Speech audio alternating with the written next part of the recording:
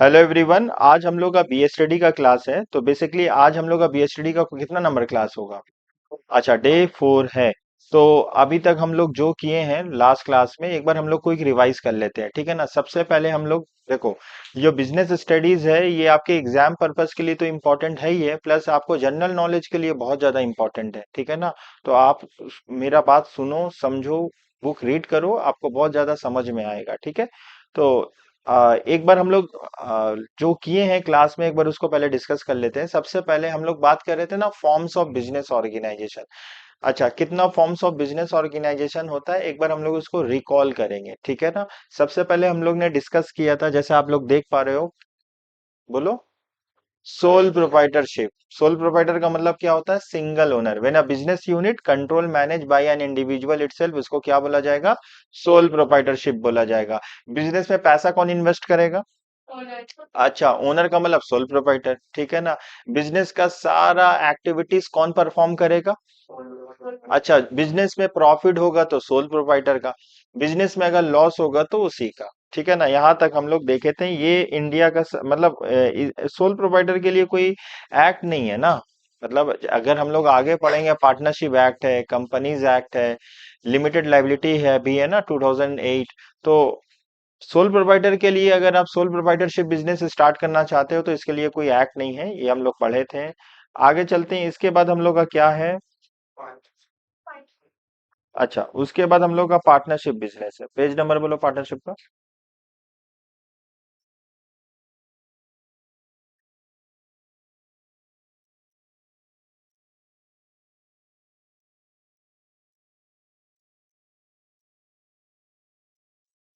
कितना? 53। अच्छा, उसके बाद हम लोग पढ़े थे पार्टनरशिप के बारे में। पार्टनरशिप बहुत इंटरेस्टिंग था। यहाँ पे सोल प्रोवाइडर में क्या था? सिर्फ एक पार्टनर होता था। गेट बंद कर दो आप। सोल प्रोवाइडर में क्या होता था? सिर्फ एक पार्टनर था। यहाँ पे क्या होगा? मिनिमम दो। Very good. मिनिमम दो, मैक्सिमम 50। ये ऑलरेडी पढ़ चुके हैं, बस एक बार हम लोग क्विक रिवाइज कर रहे हैं। मिनिमम दो, मैक्सिमम 50। अच्छा, minimum two partners are required to form a partnership business. Partnership का मतलब क्या होता है? व्हेन टू और more person come together for a common objective and they share profit and losses equally और as per their partnership deed, उसको बोला जाता है पार्टनरशिप बिजनेस। सोल प्रोवाइडर में होता क्या था? जो भी प्रॉफिट होता था वो, मतलब जो भी प्रॉफिट आता था ईयर एंड में, सोल प्रोवाइडर मतलब सिंगल ओनर होता था ना। सोल का मतलब सिंगल, प्रोवाइडर का मतलब ओनर। जो सिंगल ओनर होगा वो किसी के साथ शेयर तो नहीं करेगा profit, but in case of partnership ये क्या करेगा बोलो? यहाँ पे जितने भी पार्टनर रहेंगे, वो भी जो भी प्रॉफिट होगा ना वो इक्वली शेयर किया जाएगा। अगर हम लोग इक्वली एग्रीड थे, मान लो इक्वली नहीं था, कोई रेशियो डिसाइड था 2:1:1, एग्जाम्पल के तौर से, उस रेशियो में आपका भी जो भी प्रॉफिट होगा, पार्टनर लोग को हम लोग डिस्ट्रीब्यूट करेंगे। यहाँ पे हम लोग ये चीज सीखे थे, ठीक है ना। अच्छा, इसके लिए मोस्ट इंपॉर्टेंट बात, इसके लिए इंडिया में, अच्छा एक्ट का नाम बोल पाओगे? Partnership act. सोल प्रोवाइडर का कोई एक्ट नहीं है। बस ऑलरेडी एक बार हम लोग क्विक रिवाइज कर लेते क्या क्या पढ़े थे। उसके बाद हम लोग आएंगे नेक्स्ट में, क्या पढ़े थे?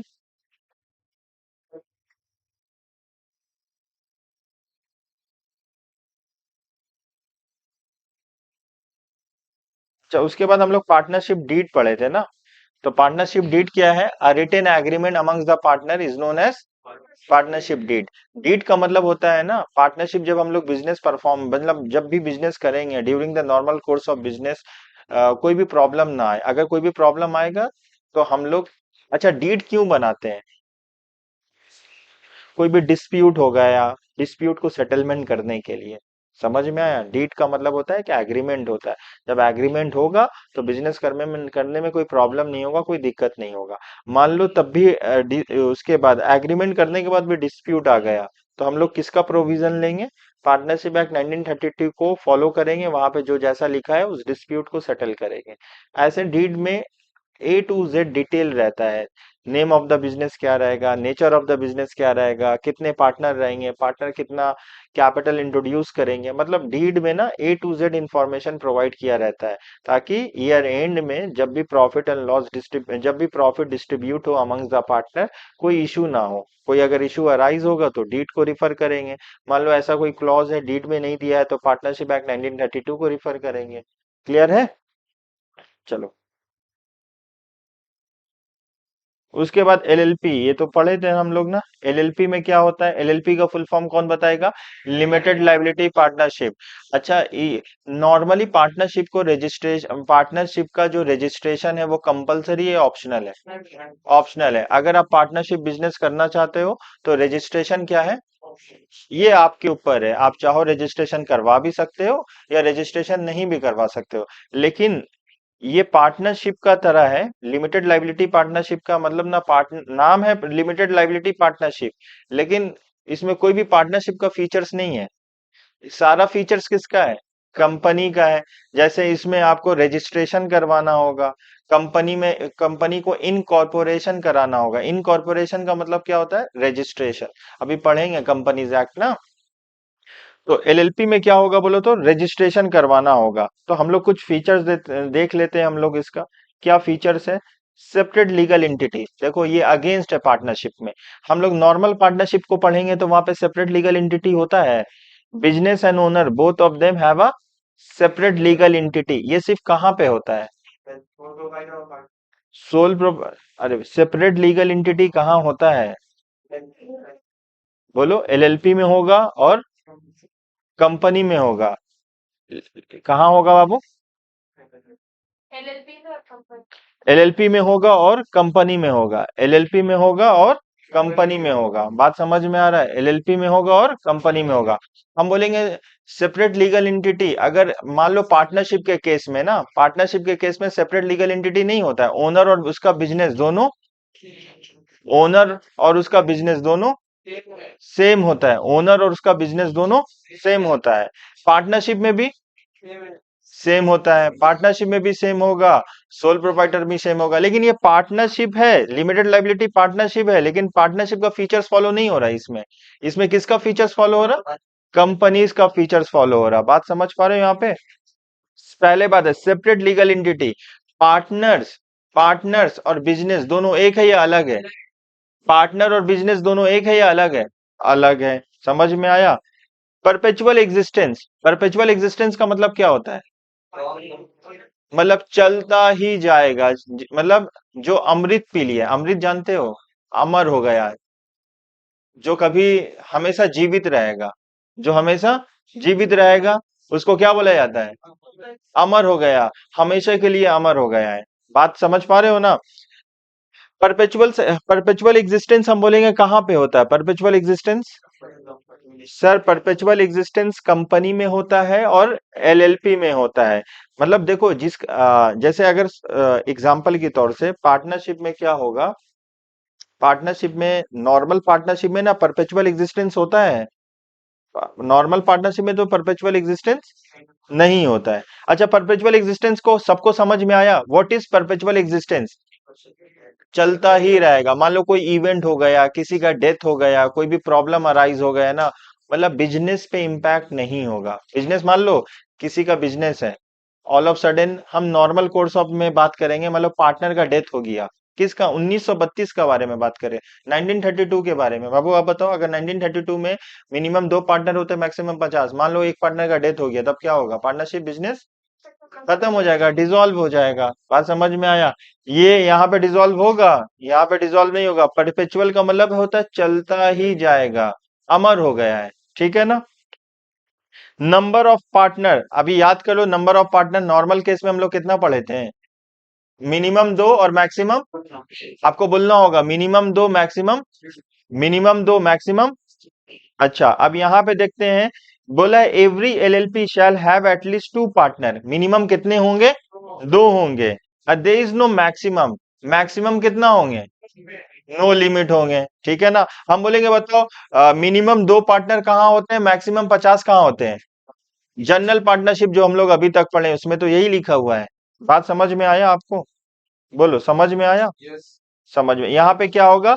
लिमिटेड लाइबिलिटी होगा। ये बहुत इंपॉर्टेंट पॉइंट है, आपको पता होना चाहिए। लाइबिलिटी का मतलब क्या होता है, लिमिटेड लाइबिलिटी का मतलब क्या होता है? लिमिटेड लाइबिलिटी का मतलब, अच्छा, अनलिमिटेड लाइबिलिटी कहाँ होगा?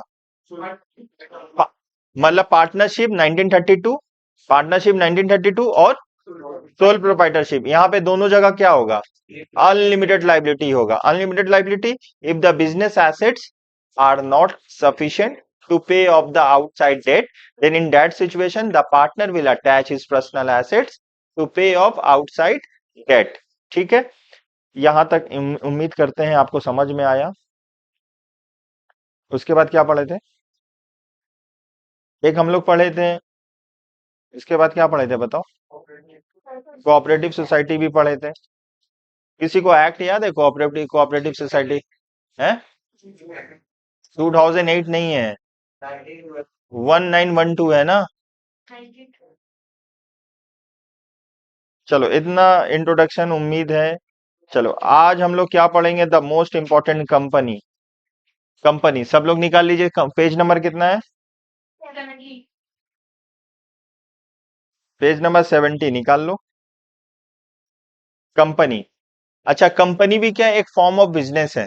अभी तक अगर कोई इंसान बिजनेस करना चाहे तो अभी हम लोग क्या क्या क्या क्या तरीका देखें? सबसे पहले, दूसरा बात, तीसरा एलएलपी, उसके बाद कोऑपरेटिव सोसाइटी, उसके बाद कंपनी है। अच्छा बीच में एक है HUF, हिंदू अनडिवाइडेड फैमिली, वो भी है ना, वो भी तो एक फॉर्म ऑफ बिजनेस है, लेकिन वो हिंदू लोगों का होता है, जहाँ पे एक ज्वाइंट फैमिली होता है। वो ज्वाइंट फैमिली में मतलब एक हिंदू का ज्वाइंट फैमिली होगा, उन लोगों का फैमिली बिजनेस होगा, और फैमिली बिजनेस को ही क्या किया जाएगा? प्रमोट किया जाएगा। बात समझ में आया? तो लगभग अगर हम लोग देखेंगे तो अभी हम लोग नेक्स्ट फॉर्म्स ऑफ बिजनेस के बारे में पढ़ेंगे, जिसका नाम है कंपनी। कंपनी क्या है? अब देखो ये सबसे बड़ा फॉर्म्स ऑफ बिजनेस है, मतलब सबसे बड़ा बिजनेस का एग्जांपल होगा, वो क्या होगा? कंपनी। अच्छा कंपनी बेसिकली हम लोग कंपनी दो तरह का कंपनी होता है, एक प्राइवेट कंपनी होता है, एक पब्लिक कंपनी होता है। बोलिएगा मेरे साथ, पहला क्या कंपनी होता है? प्राइवेट कंपनी होता है, और उसका पब्लिक कंपनी होता है, ठीक है ना। कंपनी किसको बोला जाता है? कंपनी में भी define as a Company may be defined as a artificial person in the eyes of law which has a common seal, common capital and a perpetual successor। ठीक है ना, परपेचुअल एग्जिस्टेंस। ठीक है, तो कंपनी के लिए भी एक्ट है। समझ में आया? कंपनी के लिए भी एक्ट है। अच्छा कंपनी का पुराना एक्ट था 1956, नहीं भी याद रखोगे कोई बात नहीं, लेकिन अभी मौजूदा वक्त में जो कंपनीज एक्ट चल रहा 2013, वो आपको याद रखना होगा। Companies act, new companies act कौन सा है? 2013। अच्छा 2013 में लिखा क्या गया है, पहले हम लोग वो पढ़ लेते हैं। 2013 में लिखा हुआ है, as per section 2 clause 20, a company which is incorporated under the companies act 2013 और any previous companies act is known as company. अच्छा अभी हम क्या आंसर बोले कि एज पर सेक्शन 2 क्लॉज 20, बोलिए 2 clause 20, as per section 2 clause 20, a company which is incorporated under the companies act, मतलब this companies act और एनी प्रीवियस कंपनीज एक्ट, उसको कंपनी बोला जाएगा। मतलब अगर आप एक कंपनी हो, अगर आप रजिस्टर्ड हुए हो 2013 के तहत, या कोई पुराना कंपनीज के तहत, पुराना कंपनीज एक्ट कौन था? 1956 से भी बहुत पुराना कंपनीज एक्ट था ना। तो अगर आप 2013 के तहत रजिस्टर्ड हुए हो या कोई भी पुराना कंपनीज एक्ट के तहत, तो आपको क्या बोला जाएगा? कंपनी बोला जाएगा। इनकॉर्पोरेशन का मतलब क्या होता है? रजिस्ट्रेशन। इनकॉर्पोरेशन का मतलब होता है रजिस्ट्रेशन, बोलिए। इनकॉर्पोरेशन का मतलब होता है रजिस्ट्रेशन। इनकॉर्पोरेशन का मतलब क्या होता है? अच्छा इनकॉर्पोरेशन कंपनी के लिए कंपलसरी है, क्या है? अच्छा कोई भी कंपनी फॉर्म्ड होना चाहता है तो उसको क्या करवाना होगा? रजिस्ट्रेशन को हम लोग क्या बोलेंगे? इनकॉर्पोरेशन। अच्छा कहाँ पे रजिस्ट्रेशन कंपलसरी नहीं होता है? पार्टनरशिप में 1932 में क्या है बोलो तो? पार्टनरशिप एक्ट 1932 में क्या है? पार्टनरशिप एक्ट 1932 में क्या है? रजिस्ट्रेशन ऑप्शनल है। और पार्टनरशिप एक्ट अगर हम लोग बोलेंगे एलएलपी में, लिमिटेड लाइबिलिटी में, तो वहां पे कंपलसरी है। तो कंपनी अगर हम आपको बोलेंगे तो क्या होगा, बोलिए डेफिनेशन क्या होगा? A company which is incorporated, लिखो as per section 2 clause 20, as per section 2 clause 20, as per section 2 clause 20।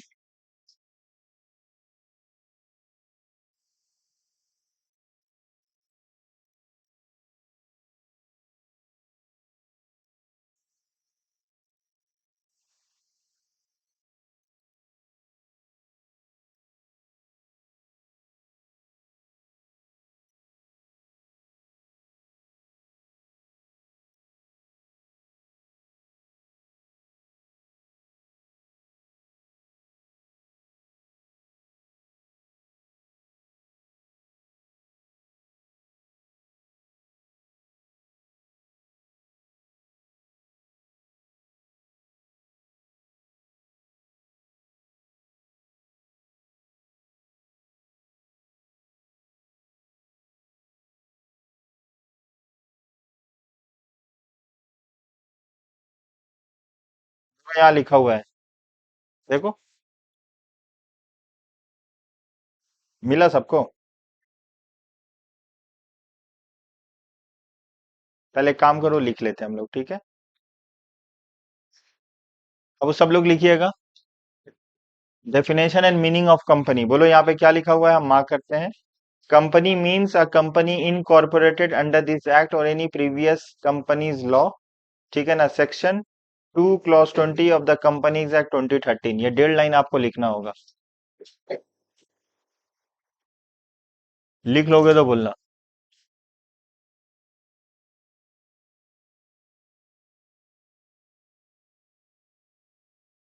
यहाँ पे है, लिख लो जो हाईलाइट किए हैं।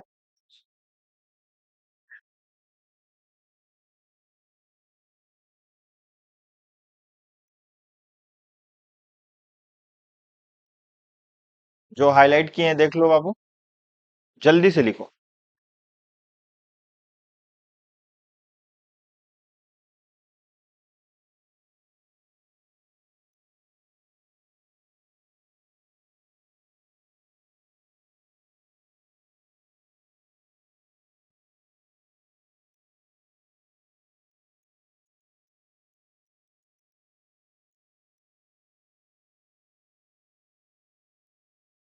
लिख लेने तो बोलना। हो गया। अच्छा, इनकॉर्पोरेशन का मतलब क्या होता है? इनकॉर्पोरेशन का मतलब क्या होता है? रजिस्ट्रेशन। अच्छा, इनकॉर्पोरेशन का मतलब लिख लेना, रजिस्ट्रेशन होता है, ठीक है। चलो, आगे हम लोग अपना बुक से पहले पढ़ेंगे, फिर वहां से पढ़ाएंगे, ठीक है। आपको खाली पढ़ना होगा, यहाँ से पहले पढ़ा देते, फिर बुक से पढ़ाएंगे।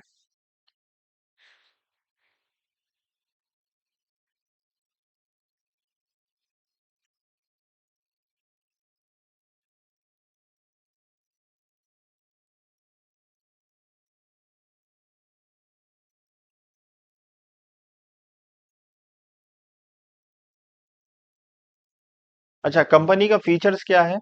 पहला पॉइंट याद रखना होगा, incorporation. A company is an artificial person.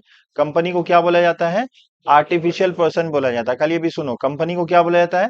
Artificial person. Artificial person मतलब लॉ के नजर में ये एक इंसान है। हम लोग we are the normal human being ना। हम लोग एक नेचुरल इंसान है। हम लोग क्या है बोलो तो? नेचुरल इंसान है। कंपनी को क्या बोला जाता है? आर्टिफिशियल।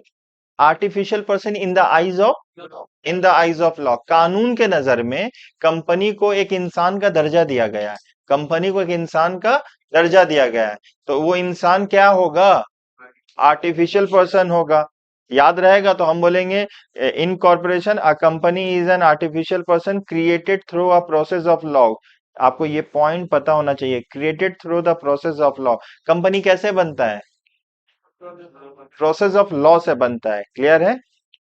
यहाँ पे लिखा हुआ companies act आइडर under the present companies act और एनी प्रीवियस कंपनीज एक्ट। तो या वो प्रेजेंट कंपनी एक्ट से बना होगा या प्रीवियस कंपनीज एक्ट से। प्रेजेंट कंपनीज एक्ट क्या चल रहा है, या प्रीवियस से बना होगा तो क्या चला होगा? 19। चलो आगे। Separate legal entity. Separate legal entity का मतलब क्या होता है? बिजनेस एंड ओनर दोनों का पहचान, बिजनेस एंड ओनर दोनों का पहचान अलग है। बिजनेस एंड ओनर दोनों का पहचान अलग है, सेपरेट लीगल एंटिटी होता है। मेरा बात आप समझ में आ रहा? A company is an artificial person having legal entity separate from its share holder. समझ में आया? जैसे एक एग्जांपल दे रहे बाबू, आप बात समझने की कोशिश करो। ये कंपनी है, ठीक है। यहाँ समझाते, यहीं यहीं लिखते हैं। मान लो ये कंपनी है। मान लो ये कंपनी है। समझो यहाँ पे, ये कंपनी है, ठीक है। ये क्या है? कंपनी है। अब मान लो कंपनी है, ये कंपनी है, ये कोई कंपनी है मान लो।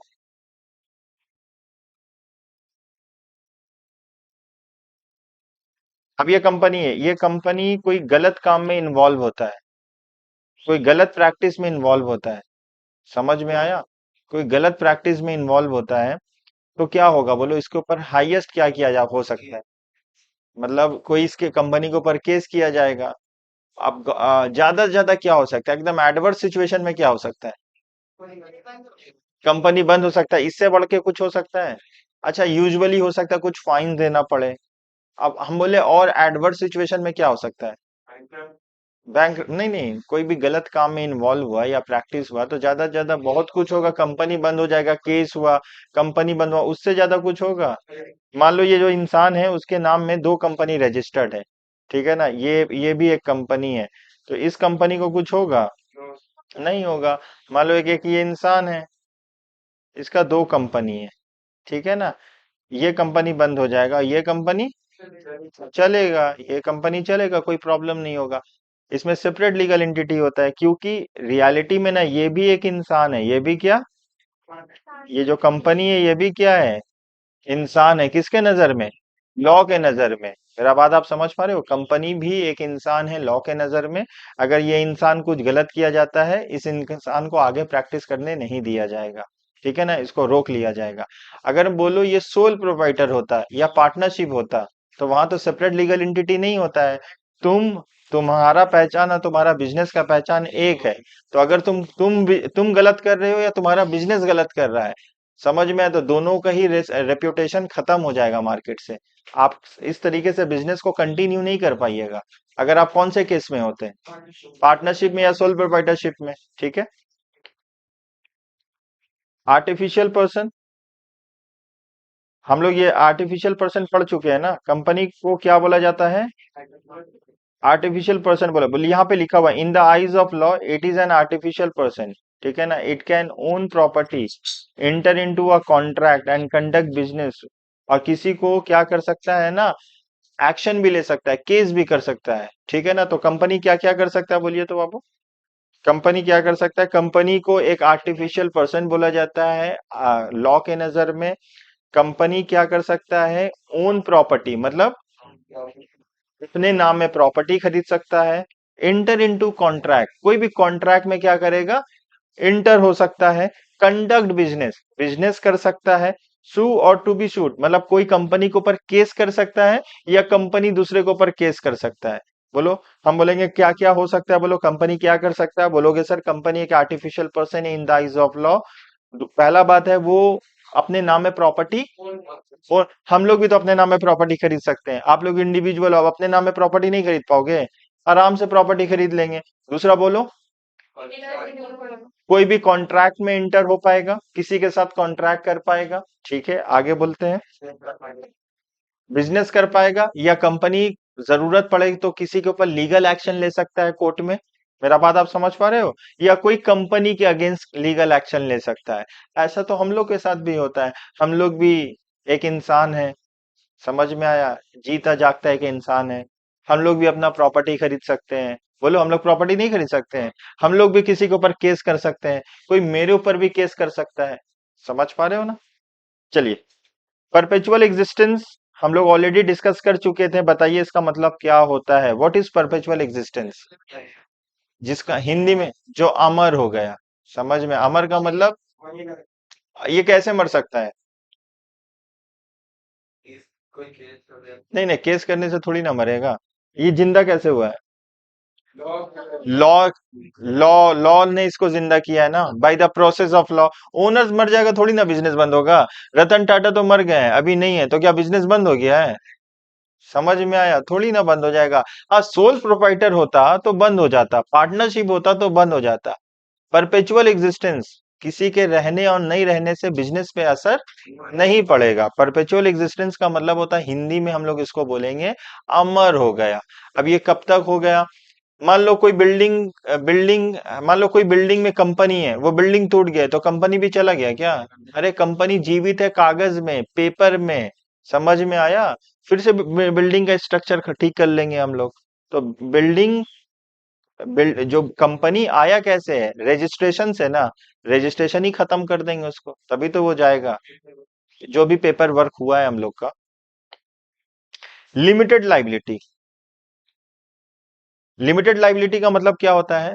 अभी तक जितना भी बिजनेस पढ़े हैं वहां पे लाइबिलिटी कर्ज, लाइबिलिटी का मतलब क्या होता है? कर्ज, ऑब्लिगेशन क्या होता है?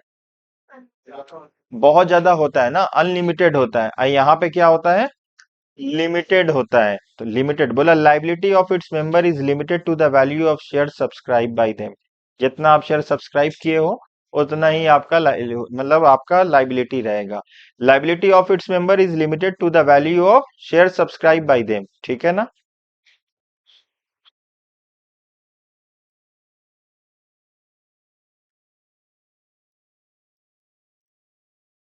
बोलो आगे चले हम लोग।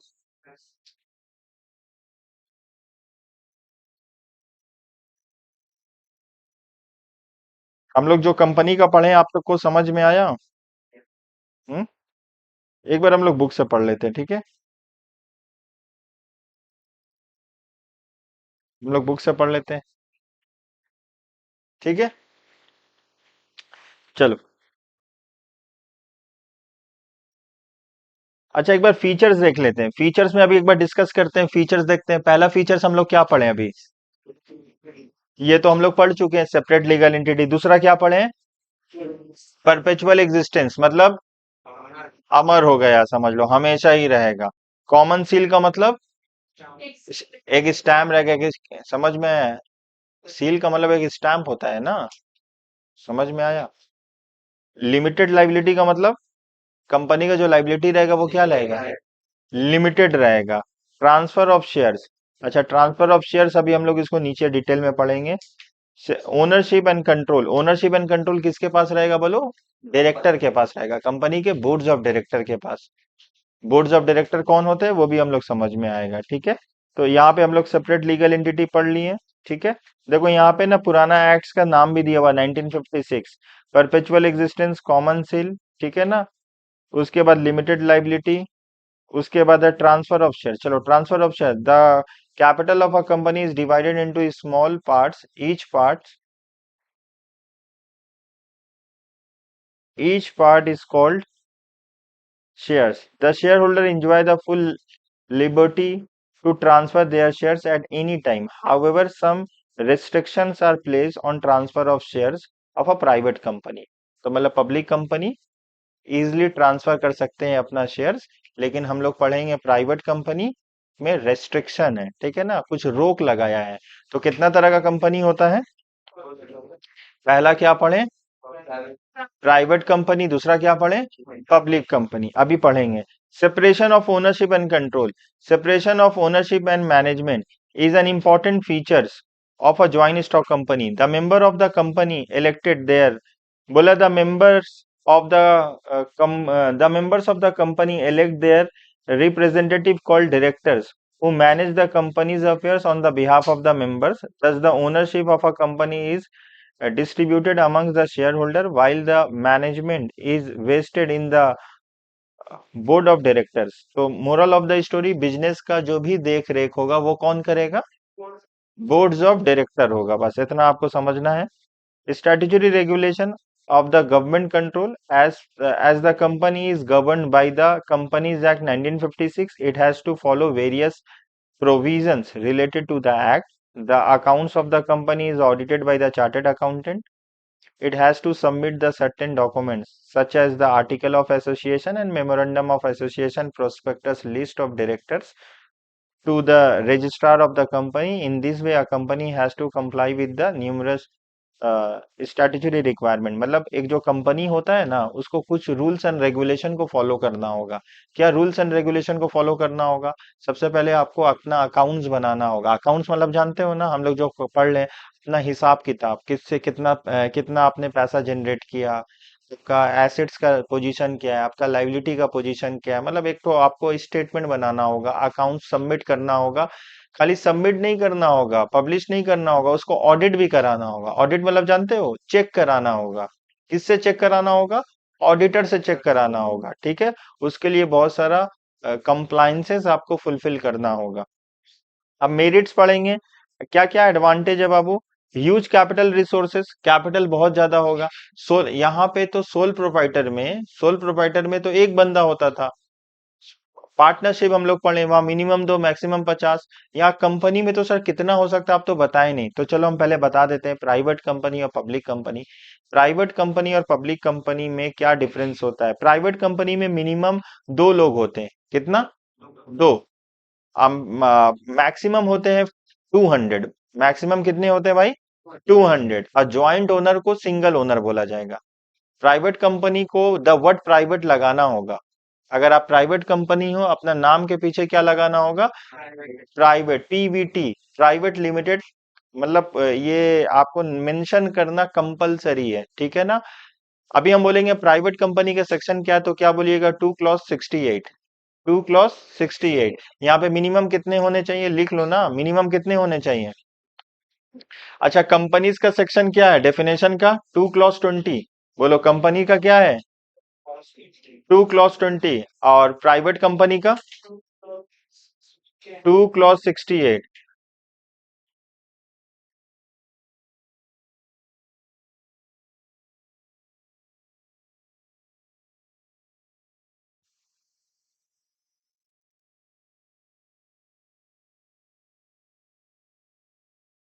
देखिए कैसे लिखियो 2 clause, लिख के दिखाओ। बाबू क्या बोले? 2 clause लिख लिए, दिखाओ हमको। बुक में नहीं, कॉपी में। हाँ, ऐसे ही लिख के दिखाना होगा, देखो। नजर आ रहा है? है 268, ठीक है। 2 clause 68 सबको नजर आ रहा है? अरे,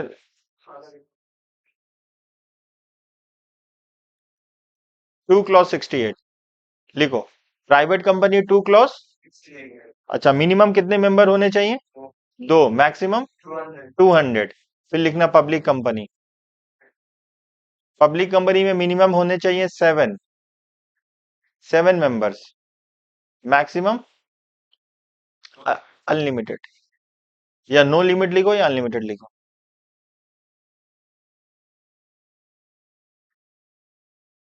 271।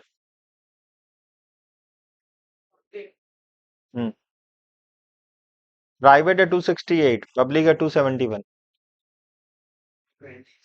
220 तो लिखा है, कंपनी का डेफिनेशन है 220 में।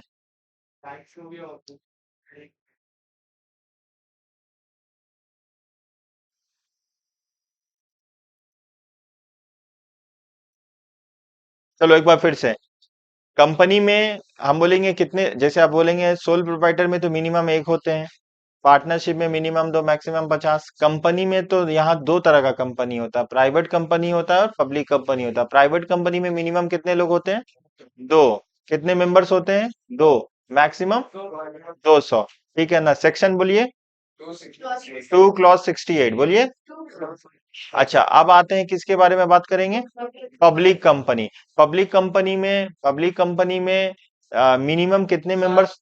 7। How many members are required in case of public? तो किस में टिक मारिएगा? 7 में टिक मारिएगा, ठीक है ना? अच्छा, हम बोलेंगे मैक्सिमम अनलिमिटेड या नो लिमिट। अच्छा, सेक्शन बता दो। 2 clause 71। यहां तक आपको समझ में आया? क्लियर है? तो चलो, अभी हम लोग बोलेंगे huge capital resources. Huge capital नहीं होगा, ह्यूज का मतलब बहुत ज्यादा। यहाँ पे ह्यूज कैपिटल नहीं होगा। क्यों ह्यूज कैपिटल होगा, कोई बता पाएगा? क्योंकि बहुत सारा, अब मान लो आप पब्लिक कंपनी खोल ली है। पब्लिक कंपनी में कितने लोग हो सकते हैं? अनलिमिटेड।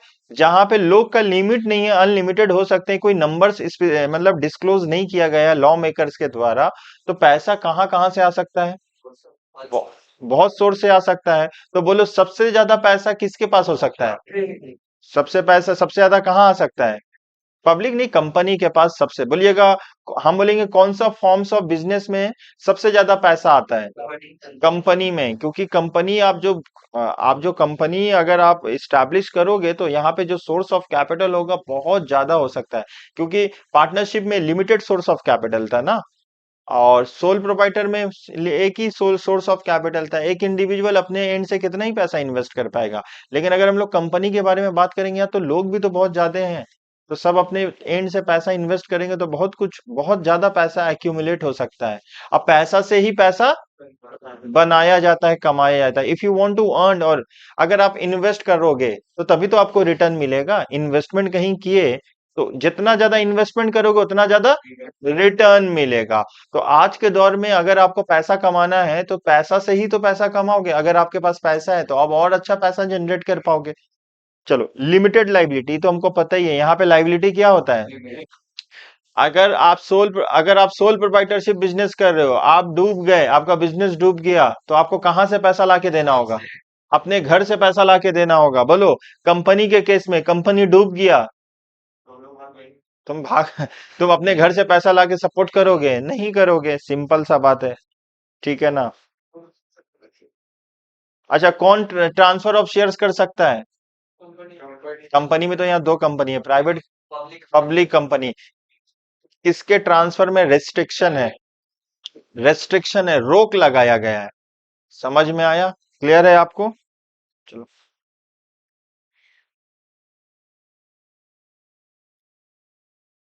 हम लोग लिमिटेशन देखते हैं, डिसएडवांटेज है। डिफिकल्टी इज फॉर्मेशन, फॉर्मेशन करना आसान है। क्यों डिफिकल्ट है? क्योंकि यहाँ पे आपको इनकॉर्पोरेशन, आपको रजिस्ट्रेशन करवाना होगा, और आपको कानून को फॉलो करना होगा, एक्ट को फॉलो करना होगा। कौन सा एक्ट है? 2013। तो 2013 में के तहत आप अपना कंपनी को रजिस्टर करवाना चाहते हो, तो जो भी प्रोविजन प्रोवाइडेड दिया गया है लॉ मेकर के द्वारा कंपनीज एक्ट 2013 में, तो वो आपको फुलफिल करना होगा। मतलब आपको कंप्लायंसेस फुलफिल कर, कंप्लायंसेस का मतलब रूल्स एंड रेगुलेशन को आपको क्या करना होगा? फुलफिल करना होगा। अगर जो भी रूल्स एंड रेगुलेशन दिया है, मतलब कंपनीज एक्ट में ने बताया है ना कि अगर आप एक कंपनी को फॉर्म करना चाहते हो, एस्टैब्लिश करना चाहते हो, तो क्या तरीका है, तो बहुत सारा प्रोसीजर है, वो आपको फॉलो करना होगा। समझ में आया? तो ये थोड़ा सा कॉम्प्लेक्स हो जाता है, कॉम्प्लेक्स इन नेचर होता है, आसान नहीं है। बहुत आसान करना है बिजनेस, कौन सा forms of business? Sole proprietor. बहुत इजी है। रीजन बीइंग, सर इंडिया में अभी तक कोई एक्ट नहीं है गवर्न करने के लिए सोल प्रोप्राइटर को। बात समझ पा रहे हो? Lack of motivation, the director and the other officers of a company have little personal involvement in the efficient management of a company. There is actually a separation between the ownership and the control, which led to a lack of personal interest. देखो, interest ज्यादा नहीं रहता है, interest कम हो जाता है इंसान का। सोल प्रोप्राइटर में इंटरेस्ट ज्यादा रहेगा। आप ही पैसा इन्वेस्ट किए हो। बात समझ पा रहे हो? आप ही दुकान खोलते हो, अपना दुकान शॉप खोलते हो, सारा बिजनेस का एक्टिविटीज खुद ही परफॉर्म करते हो। तो there is a direct control, direct touch में हो आपसे ना, day to day activity, day to day life में क्या हो रहा है। आप बहुत ज्यादा अवेयर हो सारे फैक्ट के बारे में बिजनेस का। लेकिन यहाँ पे पैसा कोई और दिया है, कंट्रोल कोई और कर रहा। बिजनेस में पैसा किसका इन्वेस्ट होता है? इन्वेस्टर मतलब शेयर होल्डर्स। इन्वेस्टर को क्या बोला जाता है? Share holders. अब मान लो ना, कोई कंपनी का शेयर्स खरीदे हो, समझ पा रहे हो? हम लोग मान लो कोई भी कंपनी का शेयर्स खरीदे हैं, तो हम लोग का शेयर्स तो हम खरीदे हैं। आप मान लो रिलायंस कंपनी का शेयर खरीद लिया यार, तो तुम क्या वहां के जाके बोर्ड ऑफ डायरेक्टर बन जाओगे? नहीं बन जाओगे ना। तो ऐसे आप रिलायंस कंपनी का शेयर होल्डर खरीदे हो, मतलब शेयर खरीदे हो, आपको शेयर होल्डर बोला जाएगा। आपकी तरह कितने सारे लोग रिलायंस कंपनी का, रिलायंस डिजिटल का शेयर खरीदे हैं। तो आप देख रहे हो ना, पैसा तो बहुत आ गया रिलायंस के पास। अब रिलायंस का जो डायरेक्टर है, समझ में, सारा पैसा खुद से तो इन्वेस्ट नहीं किया है ना, वो तो शेयर होल्डर की मदद से इतना सारा फंड एक्यूमुलेट किया है। तो जहां खुद का सारा इन्वेस्टमेंट रहता है ना, तो इंटरेस्ट ज्यादा आता है। यहाँ थोड़ा मैनेजमेंट कोई है, मैनेजमेंट कोई और करेगा, क्योंकि बात समझ में आया? यहाँ बिजनेस का मैनेजमेंट कौन होगा? यहाँ पे तुम्हारा कंपनी का तुम्हारा मैनेजमेंट कौन होगा? बोर्ड्स ऑफ डायरेक्टर होगा। समझ में आया? तो उतना ज्यादा इंटरेस्ट नहीं होता, ये एक तरह का डिसएडवांटेज है। डिले इन डिसीजन, बोलो डिसीजन में डिले क्यों होगा? Why there is a delay in decision? क्योंकि बोर्ड्स में ना सिर्फ एक लोग इन्वॉल्व नहीं रहेंगे। बोर्ड्स ऑफ डायरेक्टर का मतलब होता है ना, बोर्ड्स ऑफ डायरेक्टर का मतलब काफी डायरेक्टर्स होंगे। समझ में आया? काफी डायरेक्टर्स होंगे और भी स्टेक होल्डर्स होंगे जब हम लोग मीटिंग करेंगे ना। तो अब जब मीटिंग करेंगे, तो डिसीजन एक इंसान के ऊपर नहीं होगा, मतलब वहां पे डिसेंट्रलाइजेशन है। समझ में आया? एक, आप समझ लो डिसेंट्रलाइजेशन मतलब, डिसेंट्रलाइजेशन का मतलब होता है, सेंट्रलाइजेशन नहीं है। सेंट्रलाइजेशन का मतलब मेरे ऊपर पूरा पावर है, हम जो बोलेंगे वो होगा। ऐसा नहीं है। बोर्ड्स में क्या होता है? डिसेंट्रलाइजेशन होता है, बोर्ड्स डिसाइड करेगा। जैसे हम लोग इतने सारे लोग हैं ना यहाँ पे, इसको बोर्ड्स बोला जाएगा। तो यहाँ पे क्लासरूम में कितने लोग हैं? काफी लोग हैं। ठीक है ना? तो किसी एक लोगों का मतलब ना, मतलब कोई एक इंसान, कोई एक स्टूडेंट अपना ओपिनियन देगा, तो वो बिजनेस पे फॉलो किया जाएगा। वोटिंग होगा, ऑलवेज क्या होगा? वोटिंग होगा, वोट होगा। तो वोट में हम लोग क्या करेंगे, जो डिसीजन आएगा, जो डिसीजन फाइनल होगा वोट करके, वही चीज फाइनल हो जाएगा, हम लोग वही चीज फॉलो करेंगे। ठीक है। तो डिसीजन लेना बेसिकली यहाँ पे इजी होता है या थोड़ा डिफिकल्ट हो जाता है? क्यों डिफिकल्ट हो जाता है? बहुत सारे लोग इन्वॉल्व हैं। जहां ज्यादा लोग इन्वॉल्व हैं वहां डिसीजन लेना इजी नहीं होगा, डिफिकल्ट हो जाएगा। बात समझ में आया? अच्छा, कॉन्फ्लिक्ट इन, बुराई हो जाएगा, लड़ाई हो जाएगा। क्यों हो जाएगा बोलो? प्रॉब्लम क्यों हो जाएगा, कॉन्फ्लिक्ट, झगड़ा क्यों हो जाएगा? क्या? हाँ, एग्जैक्टली, बोर्ड्स ऑफ डायरेक्टर में देखो, कोई मेल होगा, कोई फीमेल होगा, कोई डिफरेंट रिलीजन से बिलोंग करेगा, सबका ओपिनियन अलग होगा। तो मान लो मेरा ओपिनियन और आपका ओपिनियन, हम लोग दोनों बोर्ड्स ऑफ डायरेक्टर हैं, मतलब हम लोग बोर्ड्स के लोग हैं। मेरा ओपिनियन तुम्हारा ओपिनियन डिफर कर ही सकता है, नहीं कर सकता है?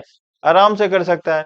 तो यहाँ पे क्या हो जाएगा ना, एक दूसरे का इंसान क्या हो जाएगा, लाइक नहीं करेगा उसको, कॉन्फ्लिक्ट हो जाएगा, बुराई हो जाएगा। हम एक डिसीजन लिए, फट से बोलेगा नहीं हमको ऑब्जेक्शन है, ऐसा नहीं है, ऐसा होना चाहिए। ऐसा बोलोगे ना? हाँ, आराम से बोलोगे तुम।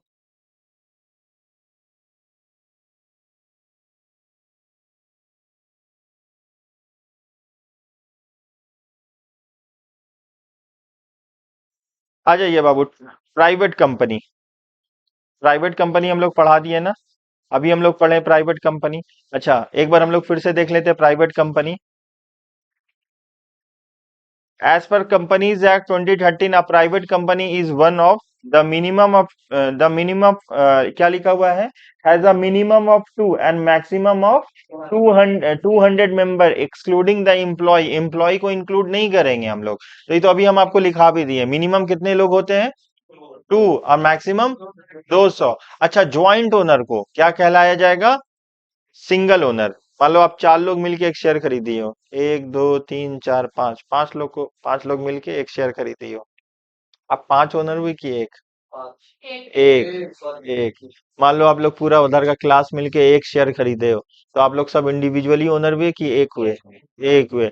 आप लोग मिलके चार लोग एक तो शेयर खरीदी हो, तो आप चार ओनर हुए कि एक? एक। समझ में आया? ज्वाइंट ओनर को क्या माना जाएगा, एक माना जाएगा। आप बात समझ पा रहे हो? ज्वाइंट ओनर का मतलब, जब 10-15 लोग मिल के एक तो हिस्सा खरीदे हो कंपनी का, तो आप 10-15 मालिक नहीं होगे, उसको एक बोला जाएगा। फिर से बोलिएगा। ज्वाइंट स्टॉक कंपनी में, ज्वाइंट स्टॉक कंपनी में हम लोग पढ़ ले प्राइवेट कंपनी। प्राइवेट कंपनी का एक बार सेक्शन बोल दो जोर से। 2 clause 68, यहाँ पे मिनिमम कितने लोग होते हैं, दो लोग होते हैं, मैक्सिमम कितने होते हैं, 200 होते हैं। आगे चले, restrict the right of member transfer of shares, यहाँ पे रेस्ट्रिक्शन है, मतलब रेस्ट्रिक्शन है। रेस्ट्रिक्शन का मतलब रुकावट है। समझ में? किस पे, ट्रांसफर ऑफ शेयर्स, आप अपना शेयर्स ट्रांसफर नहीं कर सकते, रेस्ट्रिक्शन है, इम्पॉसिबल नहीं है, रेस्ट्रिक्शन है। Does not offer the share to general public, बहुत इंपॉर्टेंट बात है ये। आम जनता से ना पैसा नहीं ले सकता है, प्राइवेट कंपनी आम जनता से पैसा नहीं ले सकता है। जैसे प्राइवेट कंपनी ये नहीं बोल सकता, आइए भाइयों बहनों मेरे कंपनी का शेयर खरीदो, ऐसा बोल सकता है? नहीं, कौन नहीं बोल सकता है? जैसे हम एग्जाम्पल की तौर से प्राइवेट कंपनी है, और आप लोग सब जनता हो, तो हम बोलेंगे आइए भैया, आइए मेरे कंपनी का शेयर खरीदिए। अरे क्यों बैठे हो, आओ ना शेयर खरीदो, कल बढ़ जाएगा दाम, आपको बहुत ज्यादा प्रॉफिट होगा। हम ऐसे डायरेक्टली ऑफर नहीं कर सकते हैं, हम ऐसे पब्लिक को ऑफर नहीं कर सकते हैं। क्यों नहीं कर सकते हैं? क्यों मना है? क्यों नहीं कर सकते सर, क्यों मना है? अरे कोई कानून फॉलो हो रहा है ना, इसको बनाने वाला कौन है? हम लॉ मेकर है, तो लॉ मेकर ने कुछ मना किया है ना। जैसे अयान के पापा ने कुछ मना किया है, तो उस चीज तो फॉलो करना होगा, हर चीज में क्यों नहीं पूछना होगा, थोड़ा मना है, क्योंकि ये एक्ट है, रूल्स है, इसी तरीके को हमको फॉलो करना पड़ेगा। बात समझ में आया? अच्छा, इन लोग क्या करते हैं, बोलो? इन लोग अपना फंड कैसे रेज कर सकते हैं? By the way of private placement, by the way of private placement. समझ में? प्राइवेटली हम जाएंगे, यहाँ पे डिस्कशन कर लेंगे। मान लो हम लोग बोर्ड ऑफ डायरेक्टर हैं, चार लोग, चलो हम लोग अभी बिजनेस में फंड चाहिए, तो हम लोग कैसे फंड रेज करें, किसको अप्रोच किया जाए, किसको? प्राइवेट को अप्रोच किया जाए, किसको अप्रोच किया जाए? अच्छा, आपको ही अप्रोच किया जाए, ठीक है। तो हम लोग डिस्कशन हो गया, कल हम लोग जा रहे हैं अली के पास पैसा लाने, कंफर्म कर दिया जाए। यहाँ बोर्ड्स ऑफ मेंबर में किसी को प्रॉब्लम है? नहीं प्रॉब्लम है, ठीक है। तो कौन जा रहा है, मैम आप जा रही हो? बोलो। ठीक है, तो मैम जाएंगी पैसा कलेक्ट करके लेके आएंगे। ये हम लोग क्या किए बोलो तो, प्राइवेट प्लेसमेंट पहले डिस्कशन कर लिए। अब मैम गई अली के पास पैसा लाने, अली नहीं मिला। अली का दोस्त मिला, बोला ma'am I am very much interested in your business organisation, I want to invest. ऐसा नहीं चलेगा। हम लोग यहाँ डिस्कशन किसका नाम में करके गए? अली तो अली पैसा देगा। अब दोस्त देगा तो फिर आके डिस्कशन करना होगा। समझ में आया? फिर मैम आएंगी, फिर डिस्कशन करेंगे। एक्चुअली मैम बोलेंगी sir actually I think Ali is not interested. ठीक है ना, क्योंकि उसने कॉल किया, वो अवेलेबल नहीं था। तो हम लोग क्या करते हैं, उसके फ्रेंड से ले सकते हैं पैसा। हम लोग चार लोग मिलके बैठ के डिस्कशन करेंगे।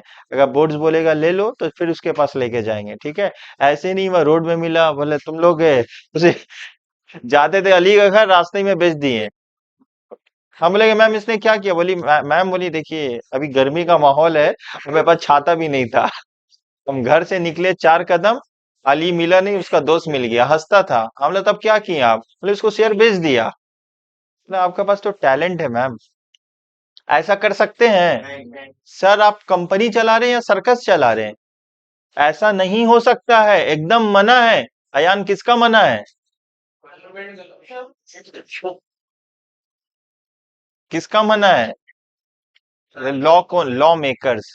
जो लॉ मेकर्स ने रूल्स लिखा है, मना है। तो प्राइवेट प्लेसमेंट आप समझ में आया? कंपनी ऐसे नहीं बोल सकता आओ भाई आओ आओ 10 का माल,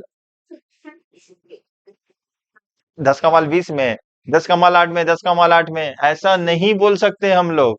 आप कंपनी में मना है, मेरा मुंह में रोक लगाया गया है। बोलिए चुप से ऐसे बैठो। ऐसा कौन बोला बैठने के लिए? Law maker.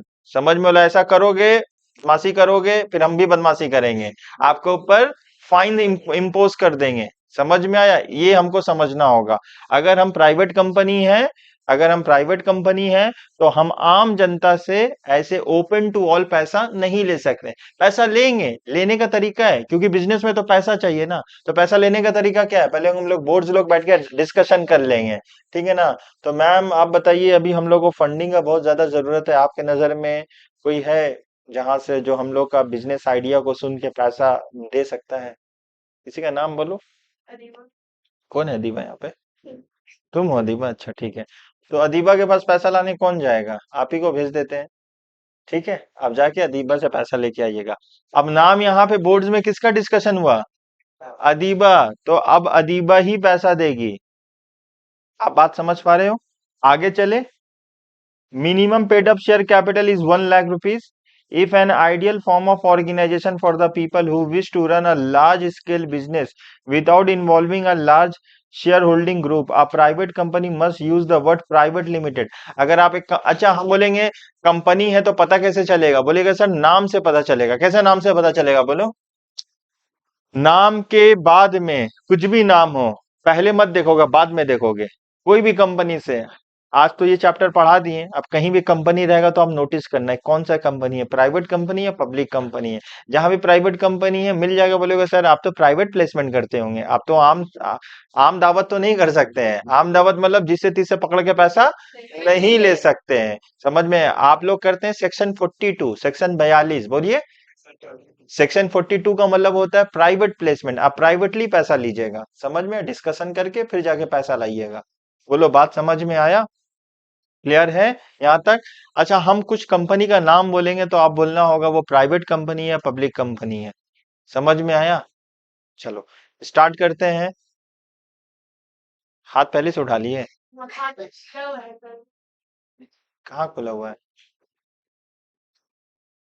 तो देख के बोलो। अयान रेडी हो? चलो। अयान लिमिटेड। बोलोगे सर इसमें प्राइवेट कहाँ गया? अच्छा प्राइवेट नहीं है तो ये क्या है? अरे जो प्राइवेट नहीं है वो क्या है? इसमें सोचने का नहीं है, कहीं पीवीटी लिखा हुआ है? अच्छा, अयान प्राइवेट लिमिटेड, बोलो बाबू। प्राइवेट, तुम कौन हो? तुम प्राइवेट हो, तुम्हारा नाम क्या है? अरे अपना नाम बताइए। Zeeshan. Zeeshan private limited. Zeeshan private limited. Zeeshan limited. Zeeshan. कैसे? जिशान, जिशान क्या है सर? जिसान इंसान होगा, या जिसान कोई जगह का नाम होगा, कुछ होगा, या पीवीटी लिखेंगे या ओनली लिमिटेड लिखेंगे? हम बोलेंगे जिशान लिमिटेड। जल्दी से बोल दीजिए। तुम कौन हो? अरे बोलो।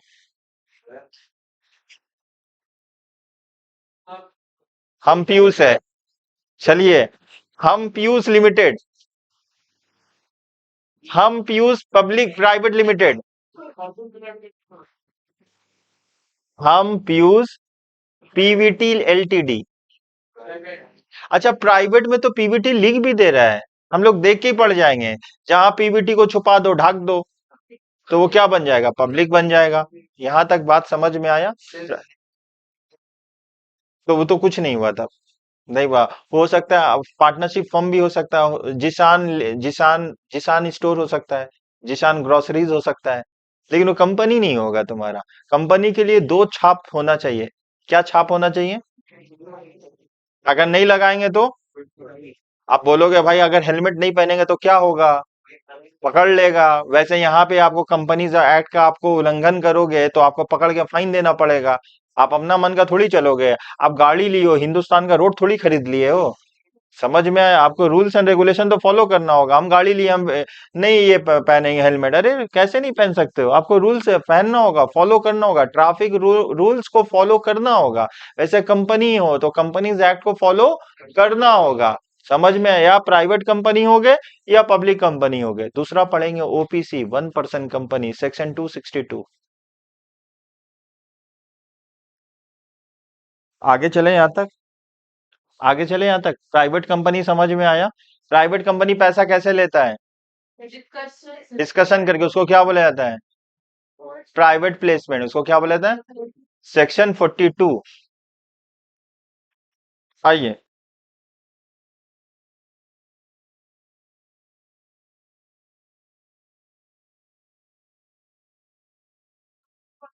Section 42 of the company act 1932, sorry 2013। बोलो बाबू, कंपनीज एंड पार्टनरशिप में क्या अंतर होता है? एक बार हम लोग देख लेते हैं। कंपनी के लिए बोलो रजिस्ट्रेशन। बोलिए कंपलसरी है कंपनी के लिए रजिस्ट्रेशन। कंपनी के लिए रजिस्ट्रेशन। पार्टनरशिप के लिए रजिस्ट्रेशन ऑप्शनल है। एक बार जोर से। ऑप्शनल है किसके लिए? अगर आप पार्टनरशिप एक्ट 2008 वाले हो तो लिमिटेड लाइबिलिटी पार्टनरशिप, तब तो कंपलसरी हो जाएगा सर। आप तो पूरा बात नहीं बोले। आप बताइए कि पार्टनरशिप एक्ट 1932 का बात हो रहा है या 2008 का बात हो रहा है? 1932। कुछ नहीं बोलेंगे तो 1932 है। 2008 बोलेंगे, 2008 बोलेंगे तो लिमिटेड लाइबिलिटी हमको बताना होगा। बात समझ पा रहे हो? चलो दूसरा पॉइंट। मिनिमम कितना होते हैं? दो। मैक्सिमम 200। अच्छा, 2 और 200 का कॉम्बिनेशन कहाँ पे होता है? कौन से टाइप ऑफ? Private company. 2 और 200 का कॉम्बिनेशन कहाँ होता है? प्राइवेट कंपनी, ठीक है ना? मिनिमम 7 मैक्सिमम अनलिमिटेड का कॉम्बिनेशन कहाँ होता है? Public company. अच्छा, पार्टनरशिप में मिनिमम कितने होते हैं? दो। मैक्सिमम कितना होते हैं? 50। अगर ये लिमिटेड लाइबिलिटी होगा तो मिनिमम कितने होंगे? मैक्सिमम नो लिमिट होगा। चलो, लाइबिलिटी। कंपनी में लाइबिलिटी क्या होता है? लिमिटेड होता है। पार्टनरशिप में लाइबिलिटी क्या होता है? अनलिमिटेड होता है। अगर वो वाला पार्टनरशिप हुआ 2008 लिमिटेड लाइबिलिटी पार्टनरशिप, उसमें भी लिमिटेड होगा। अगर सोल प्रोवाइडर होगा तो अनलिमिटेड होगा। अनलिमिटेड का मतलब क्या होता है? जब बिजनेस का एसेट सफिशिएंट नहीं है बाहर वाले को पे करने के लिए, अपना घर से पैसा लाओ, पे करो, सिंपल सा बात है। Transfer of ownership. In public company, every member is free to transfer his or her share, but in a private company there is a limit of transfer मतलब हम बोले ना कि आप पब्लिक कंपनी में, प्राइवेट कंपनी में थोड़ा restriction है, ठीक है ना, ट्रांसफर करने के लिए। अब पब्लिक कंपनी में फ्रीली ट्रांसफरेबल। अब एग्जाम में पूछेगा, in which company shares are freely transferable. किस में टिक मारिएगा? पब्लिक में टिक मारिएगा। अच्छा, पब्लिक नहीं दिया, सेक्शन बोला 220, 268, 271, 242, किस में टिक मारिएगा? 271 में टिक मारेंगे। बात समझ में आया? बोलो अली, अभी हम क्या बोले?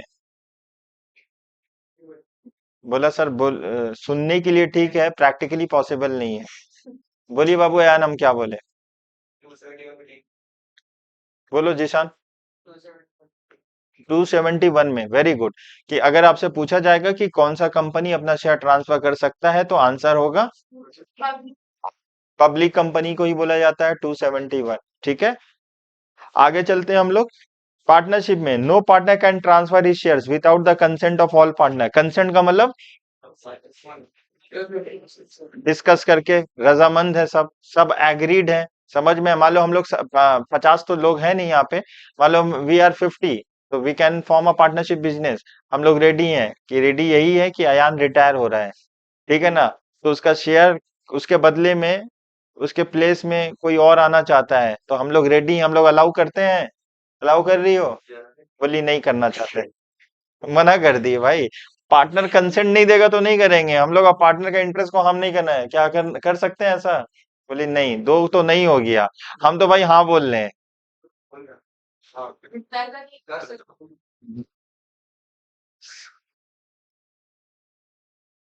बोली नहीं, बोली कर दो, हमको कोई फर्क नहीं पड़ता। बोली पहले भी अयान से फर्क नहीं पड़ता था, अभी से नहीं पड़ रहा। बाबू पीछे वोट दो। कर सकते हैं, लड़का लो तो अब, खिलाते पिलाते अच्छा हो, यूनिटी है, बोलो कर दे। पीछे भाईजान से पूछ लीजिए। अब इसमें जितना हाँ ज्यादा होगा, समझ में आया, तो वो डिसीजन होगा, है कि एक इंसान का पूछ के नहीं होगा। अगर हम उससे पूछते, बोली मत कर, इशारा में दे रही, नो मोर यार। समझ में आया? इसीलिए तो हम लोग क्या कर रहे हैं ना, कंसेंट ले रहे, सबसे पूछ पाछ के डिसीजन, तो इसी में तो झमेला होगा ना, टाइम लगेगा। यहाँ तो इतना हुआ, इतना टाइम लग गया, फिर वहां से अब मान लो मीटिंग बुलाएंगे तो कोई प्रेजेंट नहीं होगा, कोई प्रॉब्लम होगा, किसी घर में काम होगा, बोलेगा हम नहीं थे, ऐसा कैसे हो गया, हम 4 दिन नहीं आए, अयान नहीं आ रहा, उसका फोन रिश्तेदार आ रहा है, तो ऐसा हम लोग नहीं कर सकते हैं। हाँ, अगर सब पार्टनर रेडी हैं, कंसेंट है, एग्रीमेंट हो चुका है, तब हम लोग कर सकते हैं, नहीं तो नहीं करेंगे। बोलिए, बात समझ में आया आपको? कंपनी एंड पार्टनरशिप में ये आप पढ़िएगा, रीड करिएगा। कोऑपरेटिव सोसाइटी पे आप रीड करिएगा बाबू। प्राइवेट कंपनी हम पढ़ा दिए, पब्लिक कंपनी ये भी तो हम पढ़ा दिए, डिफरेंस है, एक बार हम लोग डिस्कस कर लेते हैं। प्राइवेट कंपनी में कितना होगा, अभी तो पढ़ा है बाबू, मिनिमम कितना होगा प्राइवेट कंपनी, अब मैक्सिमम 200। पब्लिक कंपनी में minimum 7, maximum unlimited.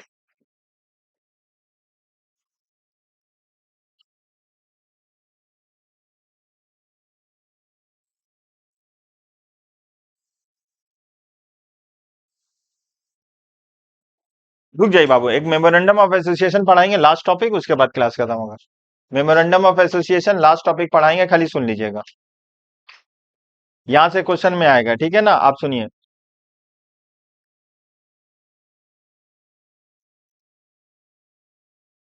Memorandum of association is the most important documents of a company. अगर आपसे पूछेंगे सबसे most important documents of company क्या होता है, मेमोरेंडम ऑफ एसोसिएशन।